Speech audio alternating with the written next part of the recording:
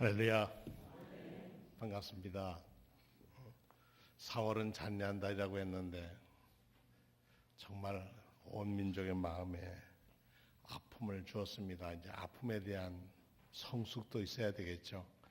아파만 하는 게 아니라 그만큼 아픈 만큼 우리나라가 대한민국이 민주사회로 성숙할 기회가 되리라고 저는 믿습니다. 그래서 미안하다, 잊지 않겠다 하는 말은 우리가 책임지고 성숙한 나라가 되어야 되겠다라고 하는 것으로 이어져야 저들의 안타까움이 우리 역사에 도움이 되리라 믿습니다. 어떻습니까? 성경 통독하시는 거 이제 6월달이 가까우는데 많이 진도가 나가셨습니까? 난 숙제 다 했어 이런 분이 있고, 저는 좀 많이 남았습니다. 지금 에스겔 10장 읽고 있는데 부지런히 읽어야 되겠죠. 이렇게 우리가 어떤 것을 주어졌을 때 신앙이든 삶이든 숙제로 쥐어진 거, 그 숙제할 수 있을 때가 행복한 것입니다만은 숙제 자체도 참 짐입니다. 아이들이 학교 갔다 와서 엄마가 하는 게 손 씻고 나면 숙제부터 하라. 그런데 하여튼 듣기 싫은 말 중에 하나일 만큼 숙제는 짐입니다. 그러니 우리가 우리에게 맡겨진 그리스도인의 사명이 있는데 이것을 숙제라고 생각하면 정말 버겁습니다. 그래서 아이고 어디 숙제 안 주는 예배당 없나, 교회 없나, 목사 없나, 내 마음에 드는 데를 찾아야지, 그렇게 생각할 수도 있습니다. 우리의 스승 되신 주님 앞에서 우리의 삶의 모습을 드러내보면 사실 우리의 삶을 얼마큼 잘해왔는가 보면 성적표가, 저는 낙제 면하면은 그냥 감지 은혜가 넘칠 것 같습니다.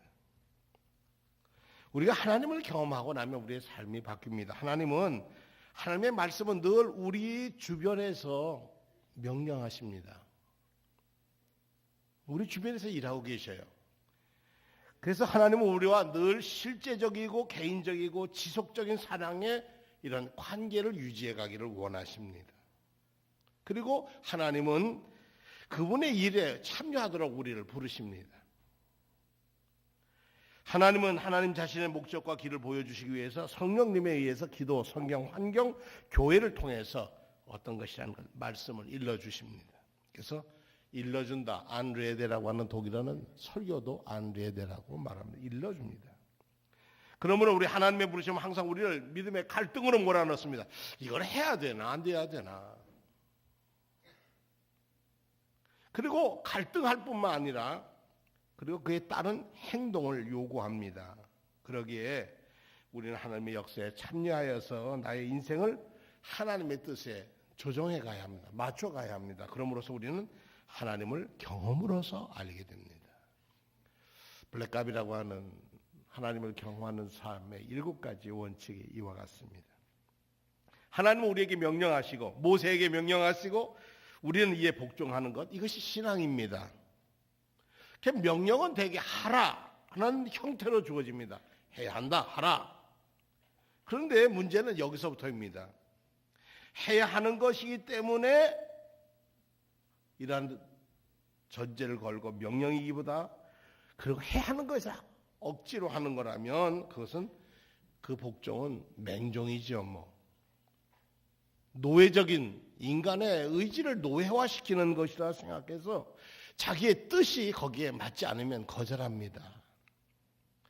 자기의 뜻이 개입되지 않고 자기의 결단이 이루어지지 않는 신앙은 때로는 아주 무서운 힘을 발휘합니다. 그래서 역기능을 발휘합니다. 여러분, 그 은혜를 사모하고 뜨겁고 하는 분들의 좋은 점은 뭐냐면 역동적인 거예요. 힘이 있다는 거예요. 그런데 조심해야 할 것이 있습니다. 은혜 받고 삶이 뜨거워지고 은혜 받는 거에서는 고맙죠. 저도 은혜 받고 싶습니다. 그런데 받은 은혜를 감당해야 한다고 하는 의무를 얘기하면 그 진행에 우리가 순종해서 생활로 바꿔야 한다고 할 때, 은혜를 받는 건 좋은데 복음주의라고 하는 것 쓰고서 아주 세상에 얼마나 이단이 많은지 몰라요.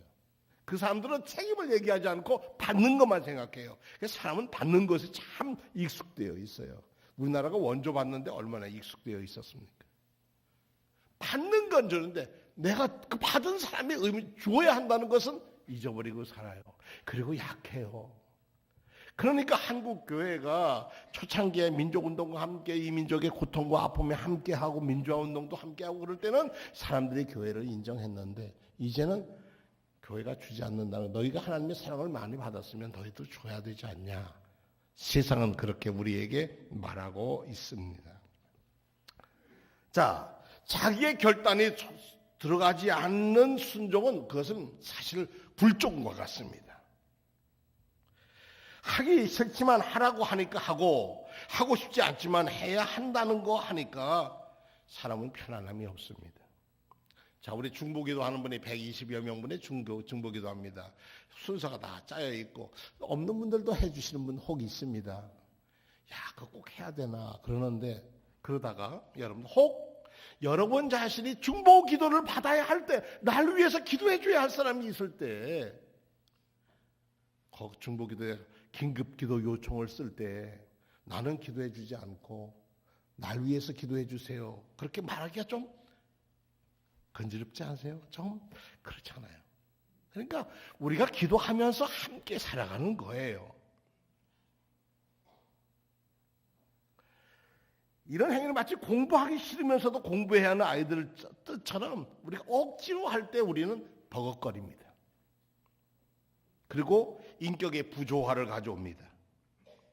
그래서 겉모습과 은혜는 받은 것 같은 겉모습이 있는데 생활에 보이는 속모습은 다릅니다.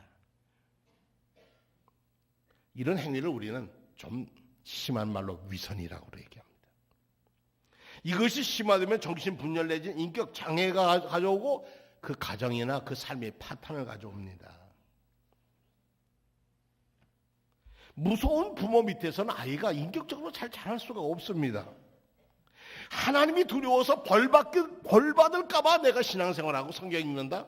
아니오시다. 그런 생각을 가질 때 여러분 지금은 뭐냐? 여러분 순종하는 게 아니라 여러분 굴종하고 있는 것입니다.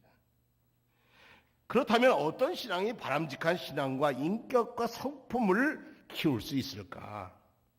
하나님의 명령에 어떻게 해야 올바른 순종이 될까요? 이 명령과 복종에는 관계가 있습니다. 이것이 비밀입니다. 앞서 말씀드린 것처럼 신앙이란 의지적 결단이요 행위입니다. 뜻이고 문제고 마음의 문제입니다. 하라고 하는 명령을 해야겠구나 하고 받아들이는 것이 신앙입니다. 그리고 해야 하는 것을 하고 싶은 마음으로 바뀔 때 마음의 변화가 오고 인격의 변화가 오고 참다운 순종을 하게 됩니다. 그러니까 우리는 중요한 것은 우리의 결단입니다.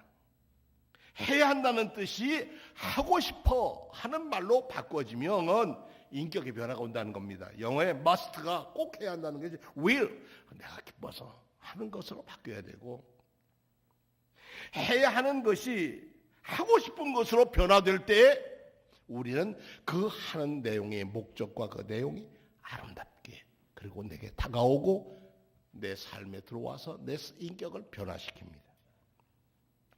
이렇게 하는 사람들을 보고 사람들은 뭐라 하면 철들었다 그럽니다. 어느 날 우리 성도님 한 분이 다쳐가지고요, 쇠 힘을 박았어요, 뼈에다가. 그래서 제가 그랬습니다. 아이고 철들었네요. 철들었잖아요. 혹시 여기 철들으신 분 없으십니까?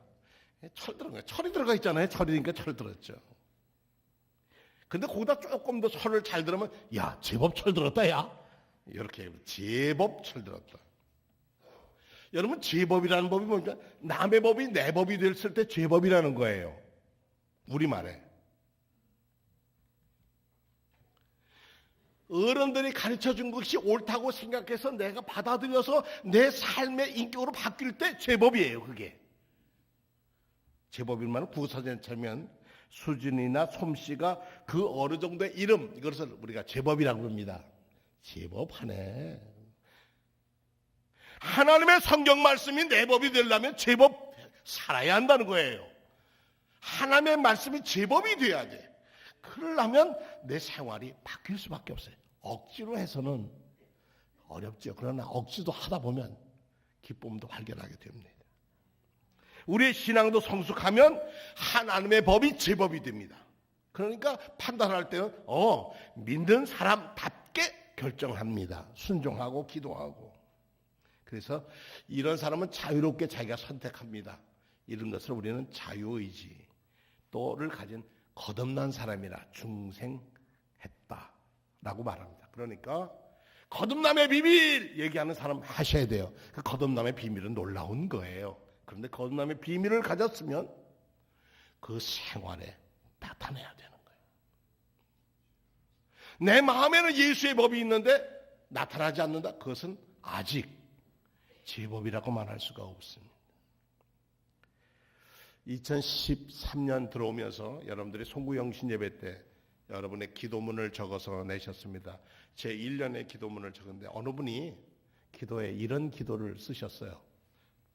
제가 성함은 밝히지 않겠습니다. 제 스스로 성령님의 임재 속에 십자가의 사건이 저의 체험이 되기를 기도합니다. 좁은 길로 바른 길로 가기를 기도합니다. 아멘. 아멘. 십자가의 체험. 지금 그분은 이 기도를 쓰신 분은 지금 어려움이 있어요. 그래도 그 십자가의 체험이 좁은 길 가서 주님 만나고 은혜로 바꿔줄 걸 믿는 믿음으로 기도한다는 거예요. 이게 제 마음이 왔다. 그래. 하나님 저희 가정 다 복받게 해주세요. 자식이 잘 되게 해주세요. 뭐 그런 거 다 기도할 수 있는데 그분에게는 그래서 십자가의 체험이 나의 경험이 되기를 원한다. 또 한 분의 기도 제목입니다. 죄악만을 바라보던 눈이 성경만을 보게 하시고 죄악만을 듣던 귀가 복된 귀가 되게 하시고 하나님의 말씀을 듣는 복된 한 해가 되기를 원합니다. 말씀을 듣기를 원합니다.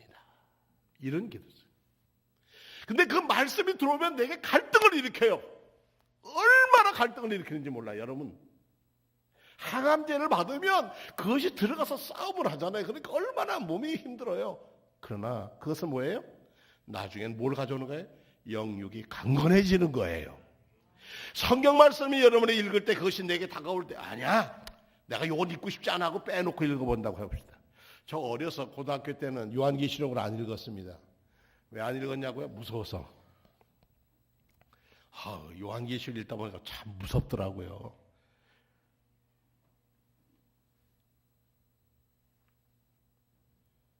성령의 임재 속에 십자가 체험도 보고 하나님의 말씀을 보고 내가 세상 것을 보고 살아왔는 눈이 내 시각을 바꾸고 싶습니다. 이거죠. 내가 주님 바라보고 살고 싶습니다. 이제 우리는 스스로 자문자답해야 할 때가 왔습니다. 해야 하는 것이 하고 싶은 것으로 변화되는 이러한 인격의 변화는 어떻게 가능할까? 나도 그러고 싶습니다. 그런 분들 계실 거예요. 하나님 말씀에 참되게 복종하는 사람의 성품으로 변화는 돼야 되겠는데 나도 성숙한 그리스도인, 책임 있는 그리스도인이 되어야 되겠는데 그 마음이 어떤 마음일까? 오늘 바울 사도는 빌립보 교회를 향해서 아주 딱 결론을 지시는 거예요. 너희 안에 이 마음을 품으라. 따라합시다. 곧 그리스도 예수의 마음이니. 그리스도 예수의 마음을 품으면 갈등이 없어집니다. 그리스도 예수의 마음을 품으면 능력이 나타납니다. 그리스도 예수의 마음을 품으면 우리가 치유가 됩니다. 여러분 이 마음을 품으십시오. 곧 그리스도의 마음이라. 바울 사도는 그렇게 권고합니다. 자기가 살아온 마음이 율법에 사로잡혔던 자기는 언제나 판단자였어요. 율법대로 살고 율법에 의지해서 아닌 건 아니고 저런 거는 돌로 쳐 죽여야 한다고 앞장서 내가 책임질 거 내가 증인이야. 그리고 나서던 사울이 예수 그리스도의 은총의 그를 새 사람으로 만들었습니다. 그리고 어떻게 해요? 이제는 그리스도의 마음, 구속의 그 마음, 십자가의 그 아픔의 마음을 기쁨으로 받아들이게 됐다는 거죠. 예수께서 하나님의 명령에 참된 복종과 그리스도의 마음이 내 마음이 되는 길을 십자가의 길에서 체험하시지 않았습니까? 아버지 할 수 있으면 이 십자가 이 죽음 문제 내게서 피해가게 해 주십시오. 그거를요, 시간, 땀, 얼마나 목숨을 걸는데 정말 땀방울이 핏방울이 될 만큼 죽기까지 고민을 했다는 거예요. 여기에 인간 예수님의 모습이 있습니다. 그렇게 기도했으면 하나님이 그래 들어줄게 이랬으면 좋겠는데 하나님이 거기에 성경에 어떻게 응답했다는 건 없어요. 주님이 다짐을 해요. 어떻게 해요? 내가 십자가 지리라. 아버지의 뜻이 여기 있구나 하고 그 길을 가시는 거예요. 자기를 비우고 낮추고 죽기까지 복종하신 그리스도 예수의 마음, 이 마음을 우리는 신학적으로 겸허, 케노시스라는 말을 씁니다. 낮추셨다는 거예요. 낮추지 않으면 자세히 볼 수가 없습니다. 높이 나는 새는 멀리 본다지만 낮게 나는 새는 자세히 봅니다. 그래서 이 바울은 그를 통해서 자기를 비우고 낮추고 우리를 살리기 위해서, 구원하기 위해서 이 땅에 오신 예수님을 하나님의 사랑, 내리사랑을 우리에게, 아버지의 사랑, 내리사랑을 우리에게 실제로 보여주시고 살았습니다. 그래서 하나님은 사랑의 본체이시고 우리는, 예수님은 사랑의 실체이십니다. 그 사랑의 실체가 모셨고 체험한 사람은 사랑으로 살아낼 수밖에 없습니다. 동양의 스승인 노자가 도덕경 제8장에 상선약수라고 하는 글을 썼습니다. 세상 사람들이 상선약수라는 건 되게 다 합니다. 최상의 선한 물과 같은 것이라는 거예요. 상선약수하고 수선이 만물이 부정하고 처증인지 소하니 곡이 얻어라 이랬었습니다. 최고의 선은 물인데 물의 선이란 만물을 이롭게 하고 다투지 않고 사람이 많이 모이는 곳에 머물기를 싫어하느니 그래서 도에 가깝다고 할 수 있다. 가깝다고 하지 도라는 걸 몰랐어요. 자기 비우고 낮추는 것, 겸허한 것, 그것이 사람의 도리라고 동양의 많은 스승들은 그렇게 얘기를 했어요. 그러나 바울 사도는 이렇게 말씀하십니다. 로마서 6장에 보니까 너희의 육신이 연약함으로 내가 이 사람이 이대로 말하노니 전에 너희가 너희 지체를 부정과 불법에 내어주어 불법에 이른 것 같이 이제는 너희 지체를 의의 종으로 내어주게 되어서 거룩함에 이르라. 너희가 죄의 종이 되었을 때에는 의에 대하여 자유로웠느니라. 너희가 그때 무슨 열매를 얻었느냐? 이제는 너희가 그 일을 부끄러워하나니 이는 그 마지막이 사망이라. 그러나 이제는 너희가 죄로부터 해방되고 하나님께 종이 되어 거룩함에 이르는 열매를 맺었으니 그 마지막은 영생이라. 그리고 아주 단언을 합니다. 죄의 삭은 사망이요 하나님의 은사는 그리스도 예수 우리 주 안에 있는 영생이다. 그러니까 must 꼭 해야 되나 의무에 매여 사는 사람은 율법 조항 채우지도 못하고 인생을 끝나지만 작은 것이라도 할지라도 작은 것 터득할지라도 그것으로 감사함으로 내가 이것 함으로 기뻐하는 것. 가장 큰 일이 뭘까 교회에서? 그것은 기도하는 일이라 생각합니다. 주 뜻이 이루어지옵소서 하고 기도하는 일입니다. 성도 여러분, 우리가 흙으로 돌아가기 전에 낮추고 순종하고 섬기면 죽음을 극복하신 주님 안에 거하게 되고 이를 믿어 영생에 이르게 됩니다. 연세 많으신 분, 높으신 분뿐만 아니라 우리 모두가 내일을 알 수가 없습니다. 젊은 사람 꽃다운 꿈들이 저렇게 살아갈 줄 누가 알았습니까? 그러나 우리가 해야 할 것은 우리에 있어 잘 사는 것, 바르게 사는 것, 이 지상에서 사는 우리에 향한 하나님의 엄숙한 명령입니다. 그야말로 삶은 명예예요. 내가 살아도 되고 안 되는 게 아니에요. 생명이에요. 그래서 이 엄청난 하나님의 명령에 복종하려면 복종의 본을 보여주신 예수님의 마음, 예수님을 닮아갈 때 이 생명이 무엇인지를 알게 됩니다. 십자가의 죽음이 부활의 영광이라는 것을 십자가를 지지 않고서는 알 수가 없다는 얘기입니다. 바울 사도는 갈라디아서 4장 19절에 나의 자녀들아 너희 속에 그리스도의 형상이 이루기까지 다시 너희를 위하여 해산의 수고를 한다. 가공할 아픔도 terrible pain 그런 것을 내가 겪으면서도 너희를 사랑한다. 그러니까 한 성도가 성숙한 성도로 자라기 위해서는 우리가 얼마나 많이 애쓰고 기도해야 하는지 모른다는 것입니다. 말씀을 마무리하겠습니다. 성도 여러분, 하나님이 여러분에게 주신 말씀이 짐이 되십니까?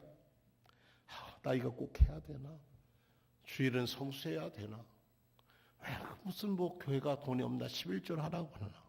왜 또 뭐 이런 게 많나? 이렇게 느끼시는 분이 있다면, 우리의 삶의 주인이 누구신지를 안다면 우리는 감사함으로 드릴 수가 있습니다. 감사함으로 우리의 삶이 변화될 수 있습니다. 감사함으로 드린 여러분의 찬송이 여러분의 삶을 바꿉니다. 여러분은 같은 생각을 품고 같은 사랑을 가지고 뜻을 합하여 한 마음이 되어서 내 기쁨이 넘치게 해 주십시오. 무슨 일을 하든지 경쟁심이나 허영으로 하지 말고 겸손한 마음으로 하고 자기보다 서로 남을 낮게 여기십시오. 또한 여러분은 자기 일만 돌보지 말고 서로 다른 사람의 일도 돌보아 주시옵소서. 이것이 빌립보 교회를 향한 바울 사도의 편지였습니다. 예수님이라면 어떻게 하실까? 셸던 목사는 1890년대에 태어났는데 미국 사회가 너무 경제공학으로 어려워지니까 인간을 다 잊어버리니까 사는 게 너무 피폐하니까 그의 발자취, 자기가 노동자가 뭘 되어봤어요. 그런 노동자가 되어서 나가서 일해보니까 너무 천대를 받는 거예요. 그리고 다시 교회로 돌아와서 어떻게 성도들과 함께 그의 발자취, His steps, 주님의 발자취를 따라갈까를 고민하며 글을 쓴 소설이, 원래는 제목이 주님이라면 어떻게 하실까가 아니라 His step이 그의 원 제목인데, 주님이라면 어떻게 하셨을까? 라고 책을 냈습니다. 참 많이 한 4천만 부 이상 팔렸다고 그래요. 책을 읽는 사람마다, 교회마다 우리가 주님은 어떻게 이 일을 하실까를 묻고 기도하고 결단하고 행해야 할 것입니다. 비우고 낮추고 섬기고 배려하는 삶이 우리 그리스도인의 삶입니다. 역사가인 이만열 선생은 이런 글을 썼습니다. 젊은이들이 먼저 정의로운 나라와 옳은 의를 구하는 일에 힘쓰고 역사의식을 통해 시대의식을 분명히 해야 합니다. 그래야만 직장 문제와 장래 문제가 해결됩니다. 지금처럼 알랄이 다 흩어지는 상태에서 연대가 없고 정의를 세우는 일에 힘쓰지 않으면 희망이 없다는 것을 분명히 이야기하고 싶습니다. 우리의 희망은 어디 있습니까? 왜 꼭 이거 해야 돼? 이 법은 지켜야 돼? 그게 아니라, 그래, 내가 이것은 할 거야. 나는 이건 할 수 있어. 내가 주님이 사랑하라 하셨으니까 나도 사랑할 거야. 그러므로 여러분의 삶이 영생에 이르시기를 축원합니다.